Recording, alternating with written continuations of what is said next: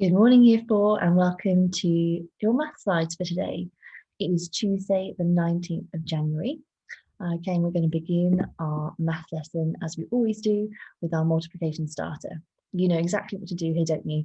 You can either print off the grid that will be underneath this video, or you can pause the video shortly, draw it out neatly with a ruler, and then fill it in as quickly as you can, being really careful to be accurate too. And we always say to try and do this within 2 minutes. Okay, that's a really good benchmark time to aim for Year 4. If you can do it quicker, then excellent. Jot down your time and see if you can beat your personal best. And if not, try to get as close to 2 minutes as you can. Okay, pause the video now and off you go. Brilliant, well done. Okay, hopefully you've got a personal best there. We've got under 2 minutes, really well done. Here are your answers, okay? So if you pause the video now, then you can have a little look down the columns and you can mark to see how you did. Off you go with that then. Fantastic. I really hope you have got all of those correct today, and a really big congratulations and a thumbs up from me if you did. Well done. We know that our times table accuracy is so important and we need to be fluent and speedy with those. Okay, let's focus then on today's learning objective. Today, we're looking to write fractions in their simplest form. Okay, and don't worry if you haven't heard that before or haven't done that before, we'll go through it really clearly together today. We have 3 steps to success. Number 1, I can find equivalent fractions using a fraction rule. Number 2, I can find the simplest form of fractions using division. And number 3, I can prove whether statements are true or false. Okay, let's get started, shall we? So what I'm going to ask you to do here is to have a look at this fraction rule.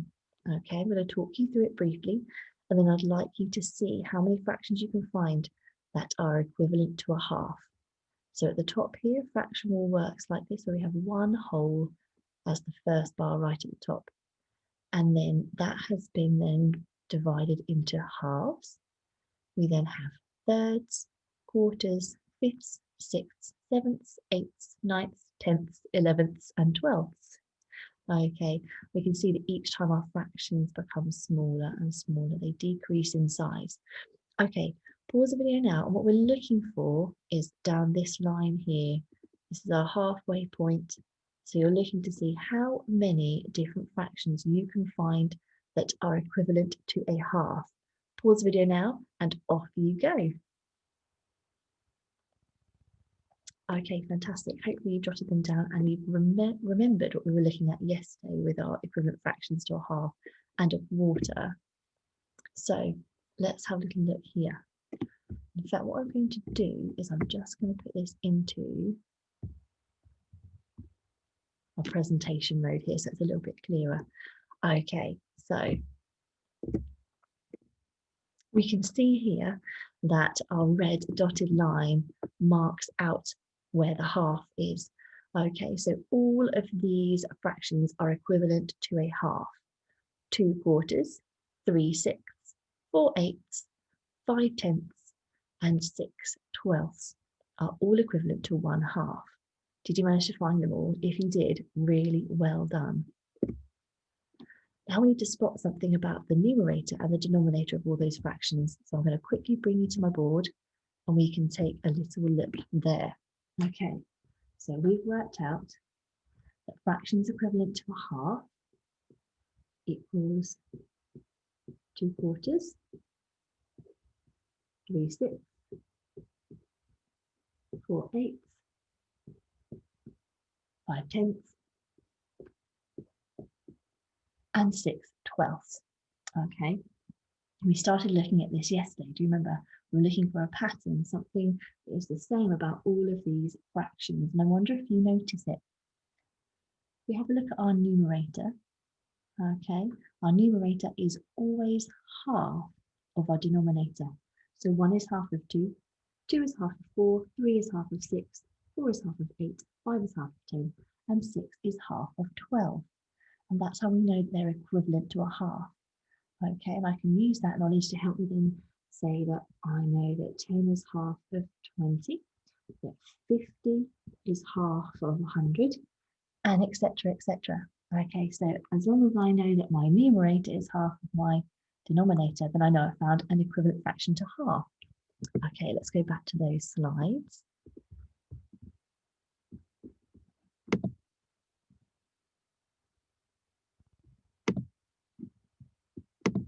There we go, fantastic.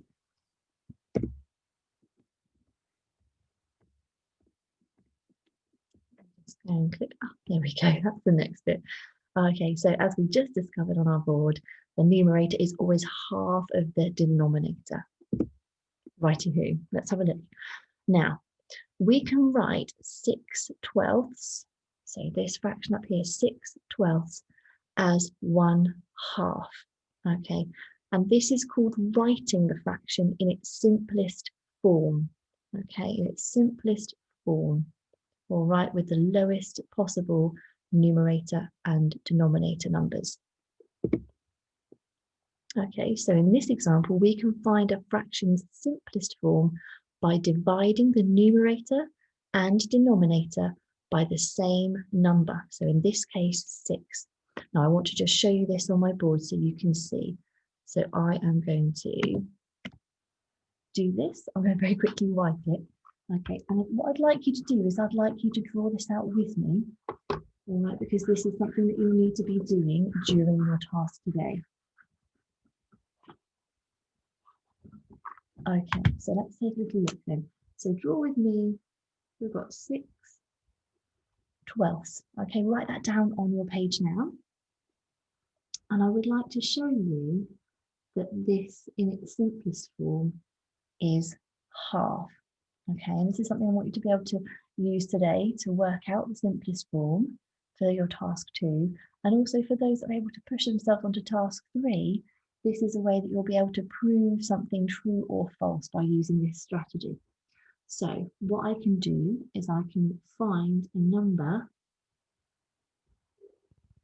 that I can divide 6 and 12 by. I need to divide 6 and 12. Okay, now I could divide by 2. I could halve that. Okay, so I could do 6/12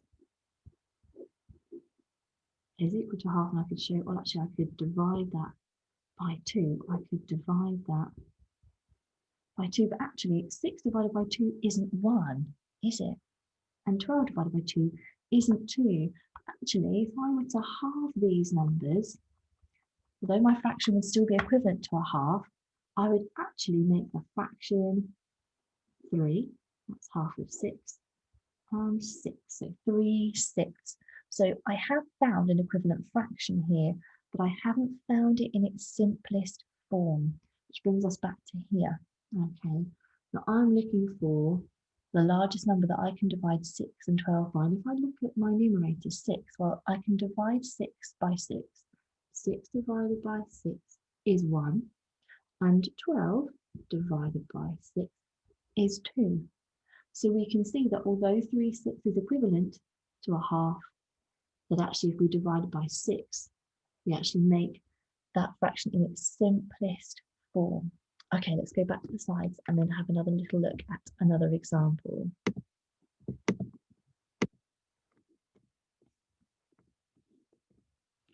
Okay, so let's just recap. What is the simplest equivalent fraction to 2/6? What can you divide both 2 and 6 by? So we're going to recap again this idea of simplest equivalent fraction to 2/6. Okay, now in this example, we've got 2/6 equals 1/3. We divide both the numerator and the denominator by 2. Let's do that together now to prove that that is correct. So 2/6. Okay, again, a quick wipe of the board. In your books, I'd like you to write this down for me.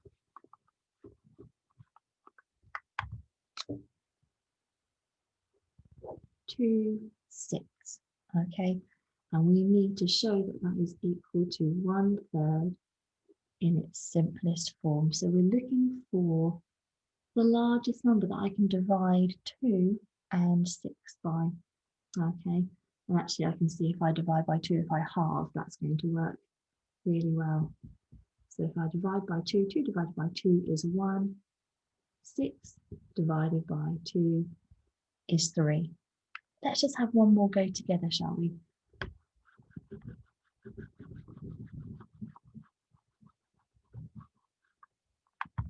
Let's say I had 5/25.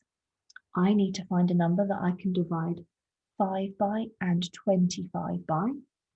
Now already you and I should be thinking of our times tables knowledge.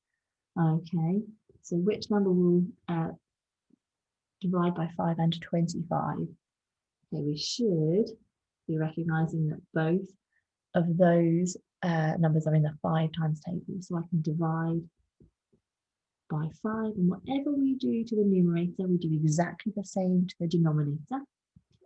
So 5 divided by 5 is 1, 25 divided by 5 is 5. So 5/25 in its simplest form is 1/5. And usually when you find a fraction that has 1 as the numerator, you can be quite sure, as long as your calculations are correct, that that is the simplest form when there's 1 over the top there, our numerator. Okay, let's go back to our slides. Fantastic.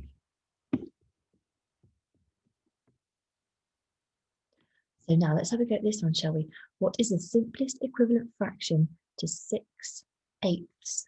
So what can you divide both 6 and 8 by? Again, we're going to come back together for this one. So 6/8, because this is exactly what you're going to be doing in your task this morning. All right, so you need to be able to do this independently. As I said before, make sure you're joining in. Okay, so you can be really independent and understand this. This time, write out for me 6/8. Okay, 6/8. And I need that in its simplest form. Okay, so I'm looking at which number I can divide 6 and 8 by. Now I know I can divide 8 by 4, but I can't divide 6 by 4. Now I can divide 6 by 6, but I can't divide 8 by 6. So sometimes you might have to think carefully around this one. I can divide 6 by 3. Okay, but I can't divide 8 by 3. 8 isn't in the 3 times table, is it? Now what I can do is I can halve. I can divide both of these numbers by 2, because both of these numbers are in the 2 times table. So I can divide by 2. I can divide by 2. Okay, 6 divided by 2 equals 3, and 8 divided by 2 equals 4. So that's our 3/4. Okay, so 6/8 in its simplest form is 3/4. I can't divide these numbers any further to make it even smaller. So 3/4 is in its simplest form. Okay, back to those slides then. Let's check to see how we did there. There we go. So 6/8 in its simplest form is 3/4 because we divide both the numerator and denominator by 2. Okay, so what fractions can you see here that are equivalent to 1/3? So we've got 1/3 here, and we'll draw that with a red line. So just take a quick look for me now, okay, and see if you can see how many fractions are equivalent to 1/3. Okay, let's see, shall we?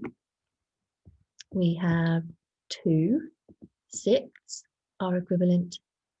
We have 3/9 that are equivalent, and also 4/12. Did you find them all? If you did, very well spotted. And again here, what do you notice about the denominator and the numerator? 2/6, 3/9, and 4/12 are equivalent to 1/3. I wonder if you can spot something. Here we go. The denominator is always 3 times the numerator. Let's check that. So 2 times 3 is 6. That's right. 3 times 3 is 9. 4 times 3 is 12. 1 times 3 is 3. So with thirds, our numerator, we multiply it by 3, gives us our denominator. The denominator is always 3 times more than the numerator. Fantastic. We can make fractions equivalent to a third by multiplying the numerator and denominator by the same number. Okay, so the same way we can find the simplest form here by dividing, we can also find equivalent fractions by multiplying by the same number too. Which brings us onto our task for today. Okay, now we're going to look at tasks 1, 2, and 3 all together. I'll briefly explain them so you understand what to do, and then you'll pause the video as usual, okay, to get on with your task. Task number 1 then. I'd like you to use this fraction rule. Now I know this is really small, so I've included a larger version underneath this video. And I'd like you to write down as many equivalent fractions as you can using the fraction rule. So finding equivalent fractions to a half, a third, a quarter, a fifth, as many as you can. Take your time to spot those connections. Task number 2, okay, is I would like you to divide these fractions, okay, to their simplest form and fill in the missing numerators and denominators. Okay, now for that one, I just want to model that for you so you can see. Okay.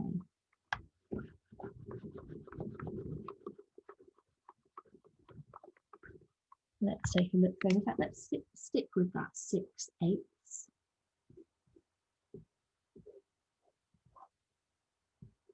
Now then, for task 2, you'll be given a fraction here on the left, and you'll need to work out the missing number to make this fraction equivalent in its simplest form to this one. Okay, so 6/8, and we looked at before, didn't we, what we would divide by to find that simplest form. Now this is really helpful to look here. I've got my denominator, both denominators, I've got 8 and 4, so I need to think about what I divide 8 by to get my answer 4. I'm halving, aren't I? So I divide by 2, which means I do the same at the top. Okay, and I put my answer in here. 6 divided by 2 is 3. So if this was your question, 3 would go into that top box there. Now you could have a question like that, or you might have it the other way around.